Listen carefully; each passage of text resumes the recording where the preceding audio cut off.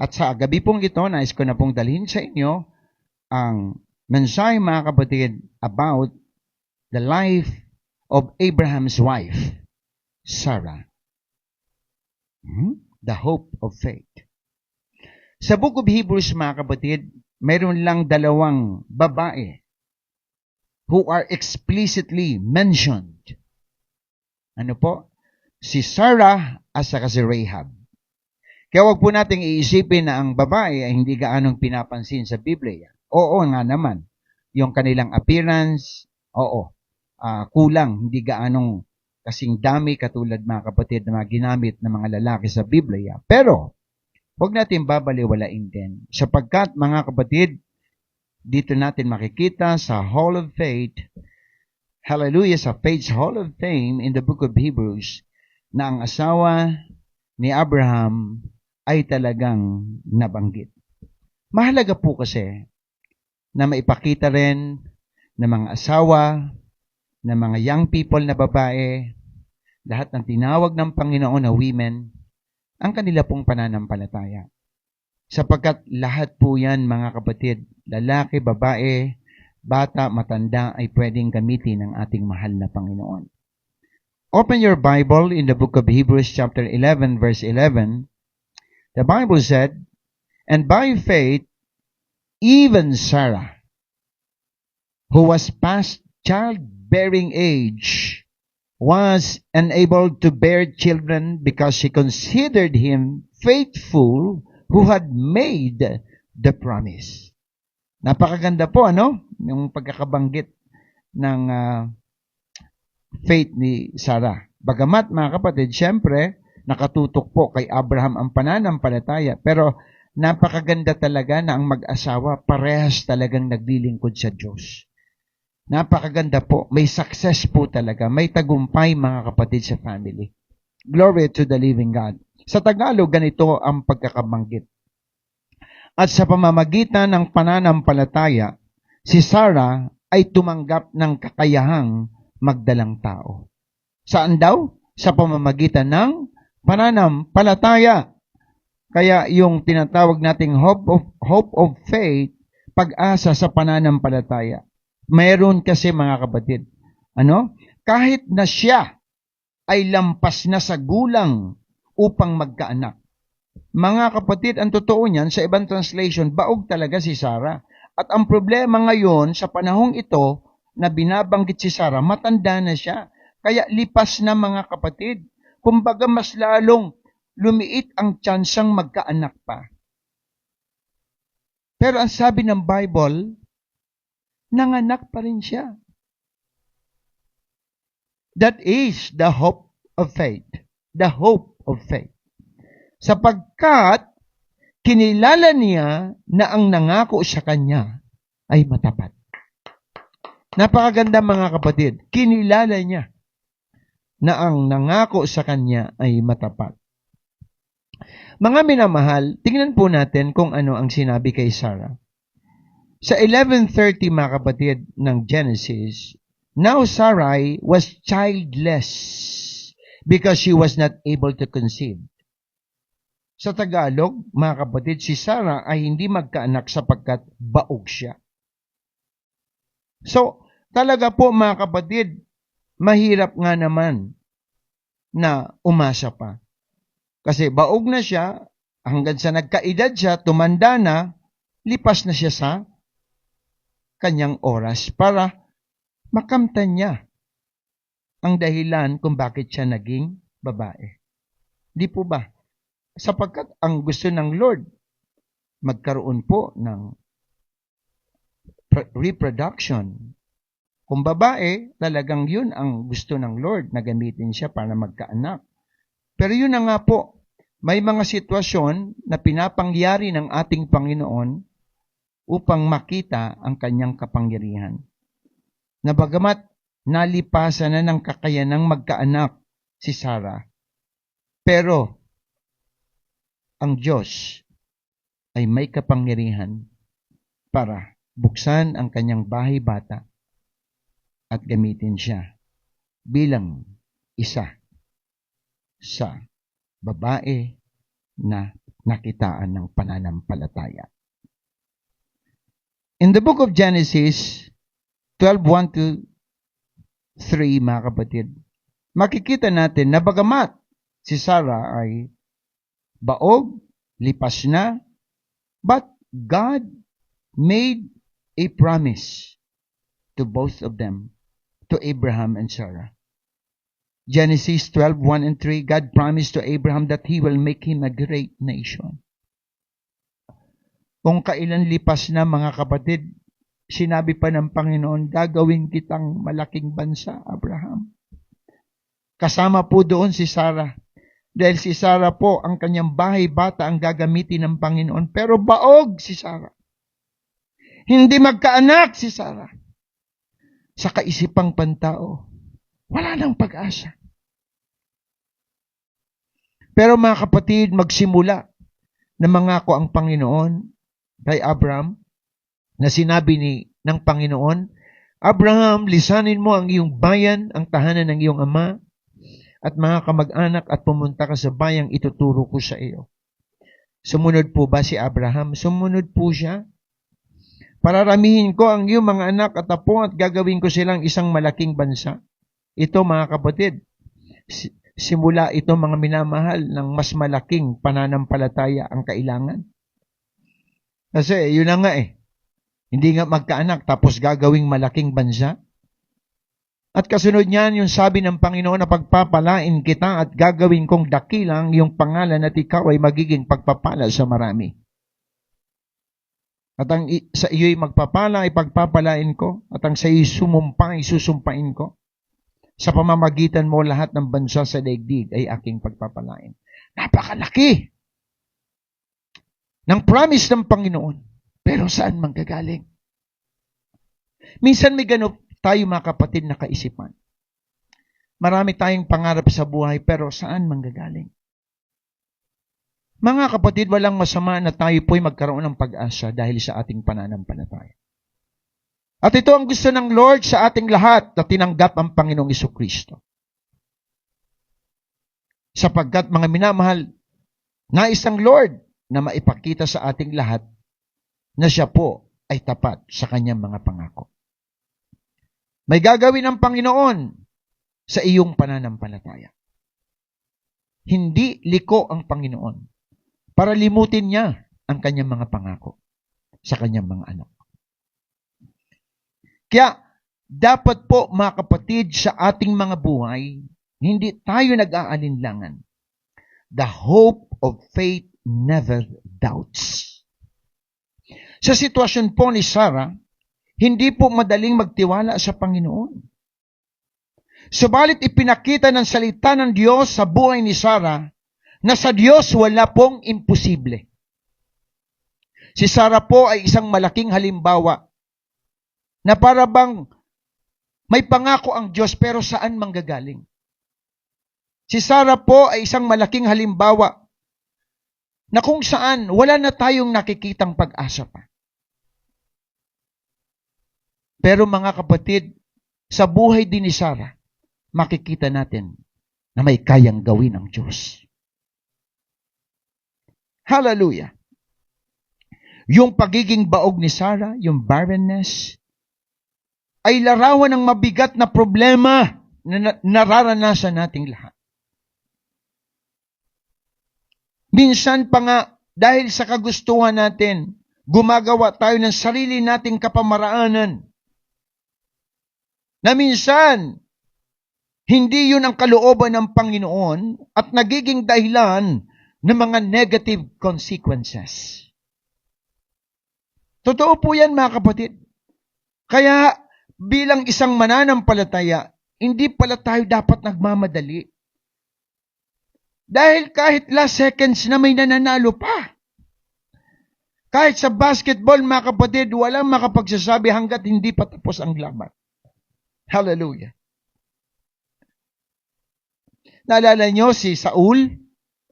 Nung pinangunahan niya, si Samuel, nag-alay kaagad siya bago siya makipaglaban dapat sa Pilisteo. May commandment ang Lord na hintayin si Propeta Samuel, pero nagmamadali siya. Doon nagalit ang Panginoon kay Saul. Doon sinabi ng Panginoon kay Saul na nakaupo ka pa sa trono mo, pero wala na ang presensya ng Diyos sa iyo. Kaya napakahirap mga kapatid, na pinangungunahan pala natin ang ating Panginoon. Kaya nga si Sarah, kung makikita po natin, mayroon po siyang kahinaan. Hindi, mga kapatid, dahil siya gusto niyang kontrahin ang Panginoon. Please listen carefully. Dahil gusto niya kasi, mga kapatid, na mapangyari din ang gusto ng Panginoon sa kanyang buhay.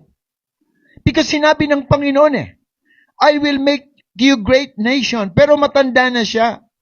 Parang ang nakikita ko sa buhay ni Sarah, gusto niyang makita sa buhay niya na totoo yung sinabi ng Panginoon. Dangan nga lamang, ang kanyang pamamaraan ay hindi ayon sa pamamaraan ng Diyos.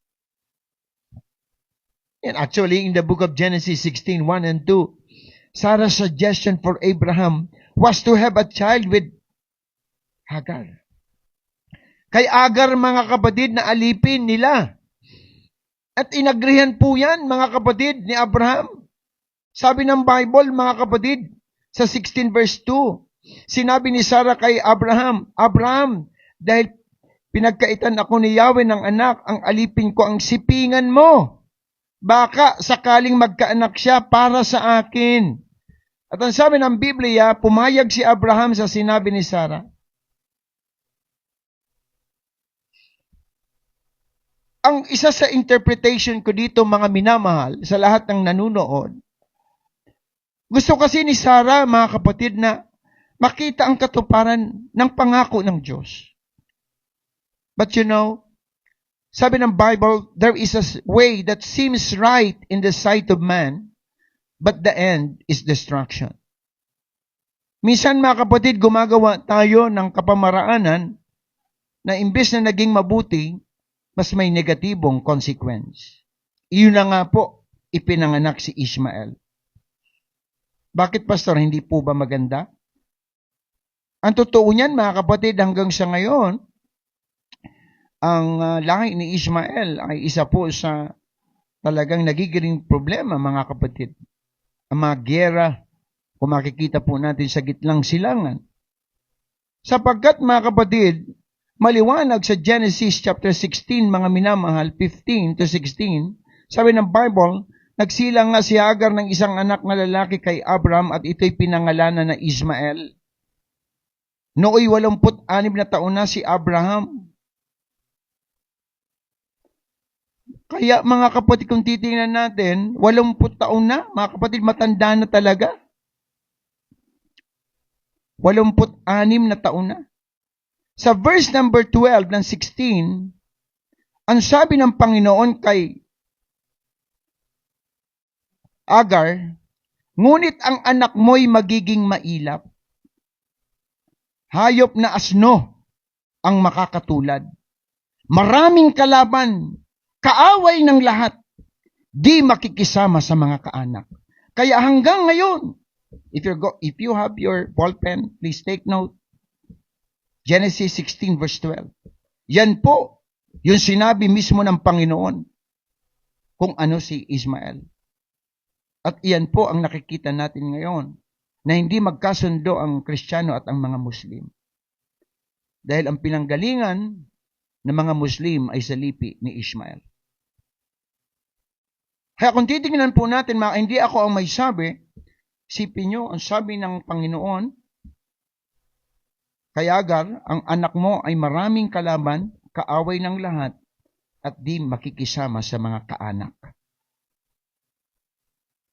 Kaya kung makikita natin, mahirap po talaga ang hindi natin makuha ang kalooban ng Diyos.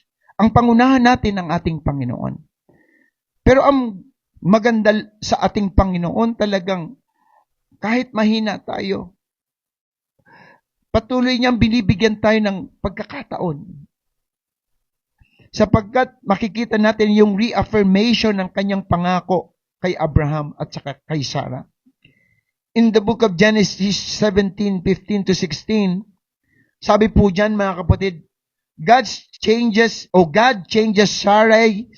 Sarah's name to Sarah and reaffirms the promise of a son. Para lang mga kapatid talaga makita na narito pa ako, sabi ng Panginoon. Ang iyong pangalan na Sarah ay gagawin kong Sarah.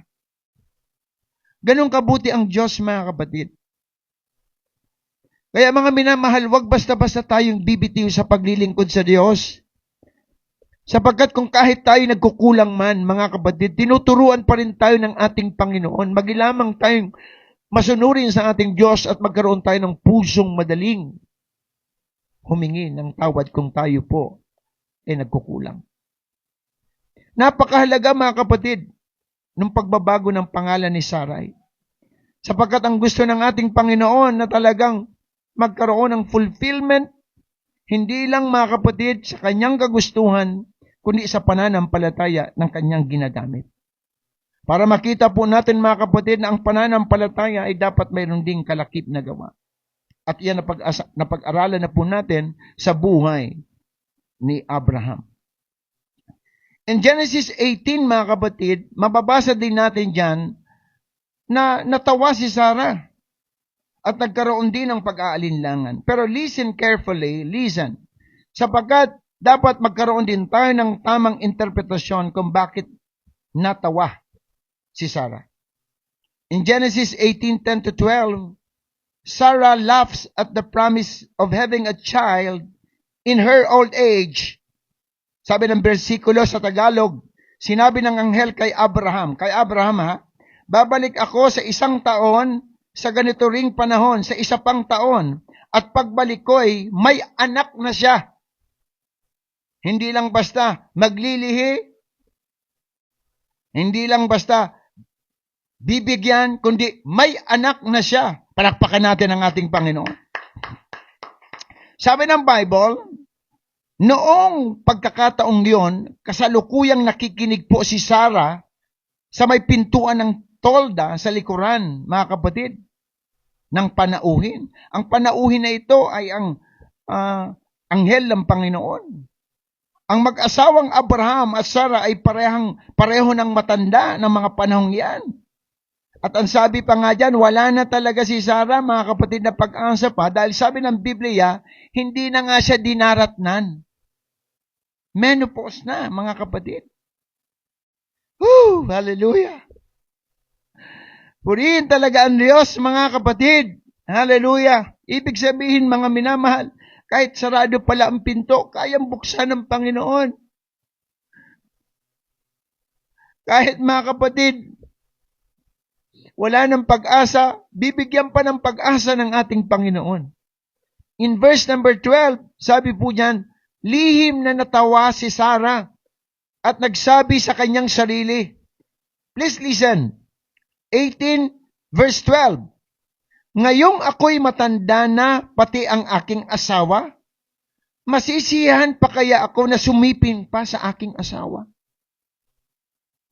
Isipin nyo yan. Matanda na sila eh.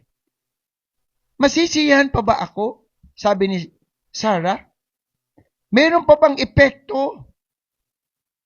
Bilang tao, mga kapatid, totoo ang sinasabi ni Sarah. Pero hindi yan ang gagawin ng Diyos. May gagawin ng Diyos, mga kapatid.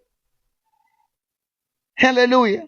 Hindi yan mga minamahal yung patunayan na oo, matanda ka na. Hindi. Dahil may gagawin ng ating Panginoon. Kaya sabi ng Bible, natawa si Sarah. Alam po ninyo, hindi talaga po yun. Masasabi kong unbelief or disbelief. Hindi po yun, mga kapatid. Yun po ay magkahalong unbelief and amazement for me. Yes, maybe. May doubt. Pero ako po ay naniniwala na mayroon po siyang pagkamangha. Isipin nyo, may pangako ang Diyos, sasabihan ka sa 1 taon, pagbalik ko, sabi ng anghel, may anak ka na. May anak na ang iyong asawa na si Sarah. Di po ba minsan, pag mayroon nagsabi sa atin, ang galing mo pa rin mag-basketball, kahit matanda. Parang, ang expression natin, parang natatawa tayo, sapagkat sa kabila ng ating katandaan, mayroon pa rin kayang gawin. Minsan may pagkakataon, mga kapatid, na talagang kahit talagang masasabi natin na hindi ka na halos makatakbo, Pero pag may nagsabi na, siguro, pwede ka pang lumaban sa 100-meter dash. Yung expression natin, parang natatawa tayo, pero hindi upang mga kapatid, ipakita ang kanyang parabang kawalan ng pananampalataya. Yung total disbelief na talagang hindi mangyayari. Kaya, base mga kapatid sa aking pag-aaral, this is actually a combination of unbelief and amazement at the promise of having a child at her old age. Kasi gusto ng Lord, mga kapatid, talaga na maipakita ang kanyang miracle, ang kanyang kayang gawin sa mga bagay na maaaring imposible nang mangyari. Sa tao may limitasyon, pero sa Diyos wala. Dahil ang Diyos ay Diyos ng mga Diyos at Hari ng mga hari. May dakilang pag-asa, mga kapatid, sa ating pananampalataya. Kaya nga, mga minamahal, mamaya babasahin po natin sa Biblia mismo kung ano po yung tawa na yun ni Sarah. Mayroon pa pong nabanggit dyan sa Biblia. So, God is so good because nagkaroon ng fulfillment ang promise ng ating Panginoon.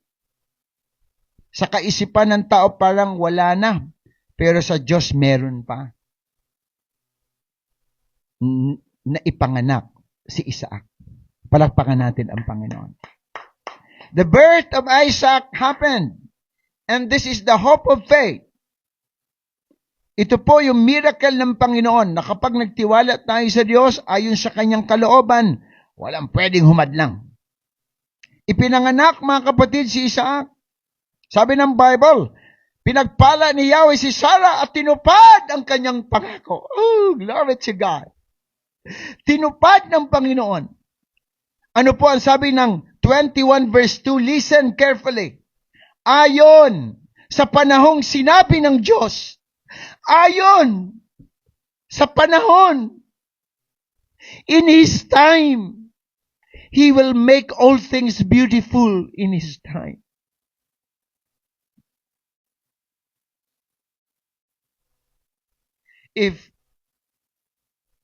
Sinabi nga, if the time is right, I, the Lord, will make it happen. Whew, glory to God. Sabi ng Bible, si Sarah nga ay nagdalang tao at nanganak ng isang lalaki. Kahit matanda na siya. Minsan iniisip ko parang istorya lang, mga kapatid. Pero hindi ito parang comics lang. Hindi ito sulat ng tao. Ito ay sulat ng Diyos na may kalakip na pangako. Sabi sa Genesis 12:3, Isaac ang ipinangalan ni Abraham sa kanyang anak. So makikita natin dyan yung joy, yung faith ni Sarah. Yung Genesis 21:6-7, ini-express talaga dyan yung kasiyahan ni Sarah, yung acknowledgement ni Sarah of the faithfulness ng Diyos sa kanyang buhay. Hallelujah. Pakinggan niyo po ito. Tingnan niyo po, mga kapatid, sa Genesis 21:6-7. Sinabi ni Sarah, tingnan po ninyo para maintindihan niyo po yung pagtawa ni Sarah nung hindi pa po siya nanganganak. Nakakatawa ang ginawang ito sa akin ng Diyos. Look at that. So do you agree with me? Na dapat hindi ganon ang interpretasyon lang nung pagtawa ni Sarah.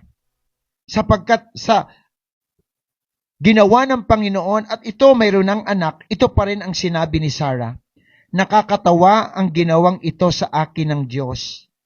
At sino mang makarinig nito'y tiyak na matatawa rin. Ang totoo niyan, pag nakakita po kayo ng isang matandang-matanda na siguro ngayon, na nanganak, sa totoo lang, magtatanong kayo, magtataka kayo, at maaaring tatawa rin kayo. What in the world? Magtataka kayo, mga kapatid. Ito yung sabi ni Sarah. At sinabi pa niya, sa edad na iyon ni Abraham, sinong makapagsasabi sa kanyang, ako'y mag-aalaga pa ng bata? Oh, you see? Medyo nakakatawa nga naman, kung kailan matanda na. Gayunman, nabigyan ko pa rin siya ng anak, kahit siya'y matanda na. Woo! Hallelujah! Palakpakan natin ang ating mahal na Panginoon. Oh, what a mighty God we serve. Oh, what a mighty God we serve. Hallelujah! Purihin ang Panginoon. Kaya mga kapatid, sa ating buhay, never lose faith. Patuloy po tayo mga kapatid. So what are the lessons we could learn from Sarah's journey of faith? Number 1, trusting in God's timing. Mga kapatid, ipinakita ng Biblia sa buhay ni Sarah na ang kanyang ginawang pangunguna sa Diyos ay nagresulta ng hindi maganda. Bagamat, mga kapatid, mayroon ding pangako ang Panginoon kay Ishmael. Pero mga kapatid, hindi kasi yon ang perfect plan ng Panginoon. Ang gusto lang sabihin ng Panginoon, mas magandang maghintay tayo sa tamang panahon. In the book of Ecclesiastes 3:1, there is a time for everything and a season for every activity under the heavens. May takdang panahon para sa lahat. Lahat ng bagay sa mundo ay may kanya-kanyang panahon ayon sa itinakdang oras ng Diyos. Hindi masama na tayo po'y nag-aaral, nagiging masipag. Hallelujah! Mayroong ambisyon, mayroong nais abutin sa buhay. Hindi masama po yan. Ang masama, kung kakalimutan natin ang Diyos sa ating mga plano sa buhay. Kinakailangan na ang Diyos ay kasama natin. Sapagkat, pag hindi natin kasama ang Panginoon, maaring unahan natin siya. Maaring sa mga pagsubok, hindi tayo magtiwala na sa unahan pala ay mayroon pang greater blessing na ipagkakaloob ang ating Panginoon. Minsan, yung nakuha natin, hindi yung tama, hindi po yun yung talagang perfect. Dahil sa pagmamadali po natin. So let us learn how to wait patiently sa kalooban ng ating Panginoon. Let us continue to trust the process. Trust God's timing. Because I believe na pag ang Diyos ang nagtakda, sigurado, nandyan ang pagpapala. Hallelujah! Purihin ang Panginoon. Trusting in God's timing. Hindi po nahuhuli ang Panginoon. He is always on time. Tayo lang ang nagmamadali. Tayo lang. Pero kung mahal natin ang Panginoon, hindi po tayo pababayaan ng Diyos. The Bible said, ask anything in my name, and I will do it for you. Yan ang sabi ng Panginoon. Pero kinakailangan, sabi ng Lord Jesus, if you abide in me, and my words abide in you, ask whatever you wish, and it shall be given unto you. Number 2 lesson, overcoming doubt with faith. Hebrews 11 verse 1 said, now faith is confidence in what we hope for and assurance about what we do not see. Kaya kahit hindi pa natin nakikita, panghawakan natin ang pangako ng Diyos. Maaring ngayon, malabo pa ang nais mo sa paglilingkod mo sa Diyos, ang gusto mong abutin sa kapurihan ng Panginoon. Pero, sabi nga ng Bible, mayroon tamang panahon sa lahat ng bagay. Ang pananampalataya ay kinakailangan magpatuloy, sapagkat ang pananampalataya ay katiyakan ng mga mangyayari na ating pong inaasahan. Katiyakan na mangyayari ang ating mga inaasahan. Ito po ay isang paninindigan tungkol sa mga bagay na bagamat hindi natin nakikita pero ating pinaniniwalaan. That is faith. Kaya si Sarah, kung titingnan po natin, mga minamahal, hindi niya nakikita, mga kapatid, kung ano ang gagawin ng Diyos. Pero mga minamahal, nagtiwala pa rin si Abraham at saka si Sarah na meron. Bagamat sila, mga kapatid, ay nagkaroon din ng doubt, pero hindi po nanatili. Nagtiwala pa rin sila sa Panginoon at nakita nila na ang Diyos ay tapat. Pag ang Diyos ay nangako, gagawin niya ayon sa kanyang itinakda. Hindi sa iyong sariling oras, kundi sa oras ng Panginoon. God knows what is ahead of us. Huwag tayong magmadali. Huwag natin siyang unahan. Wait patiently. Kung tayo man, mga kapatid, ay nagdadalawang isip, nagda-doubt, overcome those doubts, mga kapatid. With faith. Have faith in God. Patuloy tayong manampalataya, mga kapatid, sa ating mahal na Panginoong Jesucristo. Huwag tayong mag-alinlangan. Magpatuloy tayo sa paglilingkod sa Panginoon. Huwag po tayong lumiban sa mga gawain sa Panginoon. Patuloy tayong manalangin. Patuloy tayong sumuporta sa gawain ng Diyos. Huwag tayong maging tamad sa gawain ng Panginoon. Yan po, mga bagay na yan ay makakatulong to overcome doubt, mga kapatid. Gusto ng Lord na tayo po'y maging mananagumpay. Pero kung hindi tayo magpapatuloy, mga kapatid, hindi po yun mangyayari. Sapagkat hindi makukuha ng Israel ang lupang pangako kung sila'y tumigil. Nagpatuloy sila hanggang sa maabot nila ang pangako ng Diyos. And lastly, the power of hope in God. May kapangyarihan po ang tayo ay umasa sa Diyos. Sa Bible po, mga kapatid, maliwanag ang lahat ng umaasa sa Panginoon. In the book of Isaiah 41 verse 10, ay papailan lang na katulad daw po ng lipad ng agila. Papalitan daw ang ating mga kahinaan ng lakas. He will renew our strength pag mayroon pong pag-asa. Maging sa pag-aaral, minsan pag nawala na ang pag-asa, maaring hindi ka makapagtapos. Maging sa inyo pong trabaho, mayroon man kayong gustong abutin, pag nawalan ka ng pag-asa, that's the end of your journey. Ang pag-asa po ay nagsisilbi po yung gasolina. Pag nawala ang gasolina, titigil po. Hallelujah. Mga kapatid, hindi tayo mabibigo kung ang ating pag-asa ay ilalagay natin sa ating Diyos na pinaglilingkuran. Hallelujah! 2 Corinthians 1:20, for no matter how many promises God has made, they are yes in Christ. And so through Him, the Amen is spoken by us to the glory of God. Sapagkat kay Kristo ang lahat ng pangako ng Diyos ay palaging oo. Hallelujah!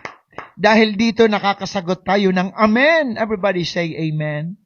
Everybody say Amen. Nasaan man kayo, say Amen sa pamamagitan niya para sa ikaluluwalhati ng Diyos.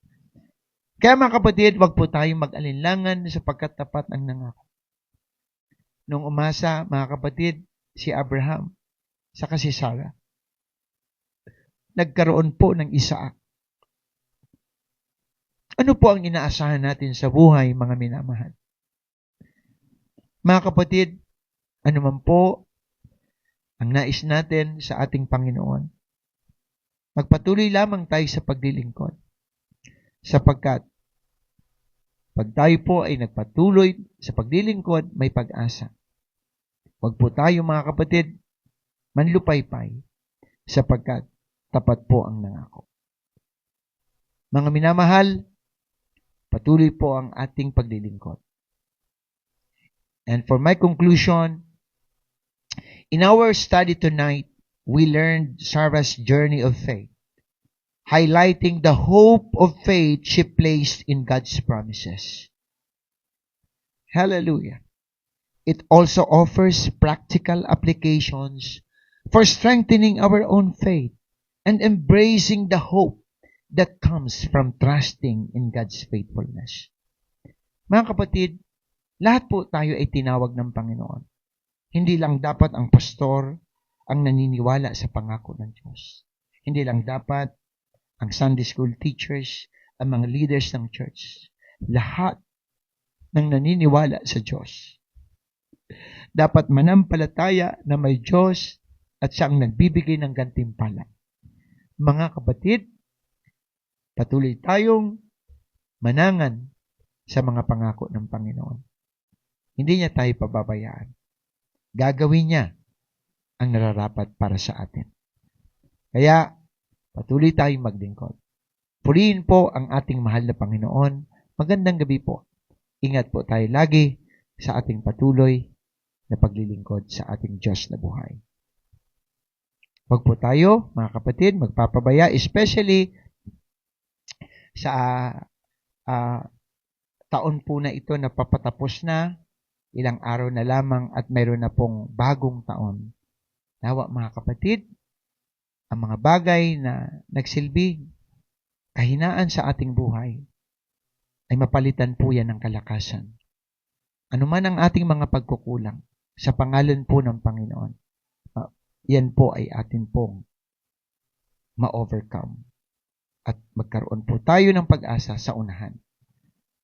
Mga minamahal, maraming salamat po sa inyong suporta sa patuloy na paglilingkod sa ating Diyos na buhay.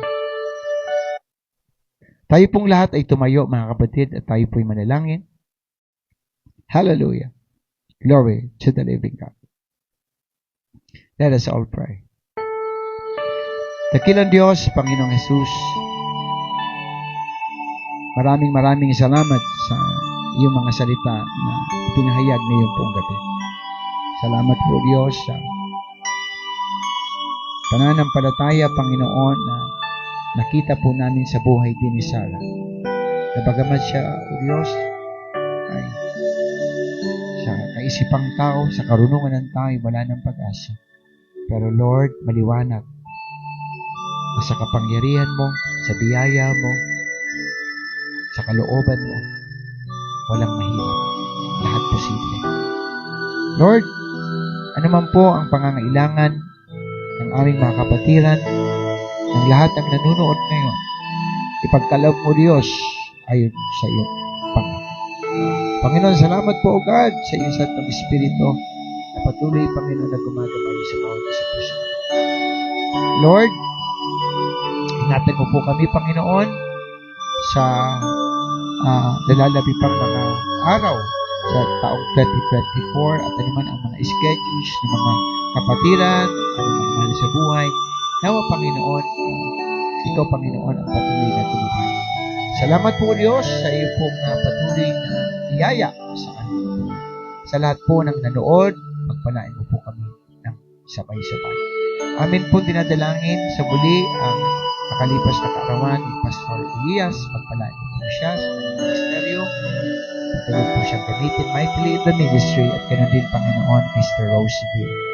Lord, gabayan mo rin po siya bilang asawa, Panginoon, Pastor Dixmoor. Lord, patuloy mo silang gamitin sa ministeryo, Panginoon. Lord, dinadalang rin namin, O God, ang father ni Brother Impo, si Tatay Efren. Kailangan po namin, Panginoon, ang patuloy na kalakasan pagkaloob po sa kanya. Lord, sa iyo po namin pinagkakatiwala na po ang lahat at ang year-end Thanksgiving pa ng iba namin local churches ay dinadalangin na po namin. Maraming salamat po sa iyo po. Purihin ka, Panginoon, At sa iyo na po namin ibinabalik ang lahat ng papuri at pasasalamat. For thine is the kingdom, the power, and glory. In Jesus' name. Palapakan po natin ang Panginoon sa muli. Magandang gabi po mga kapatid. God bless us. Maraming salamat sa patuloy niyo pong suporta. Purihin po ang ating mahal na Panginoon, Yesu Cristo. Let us continue to like, follow, and share everything posted on our FB page. Hallelujah!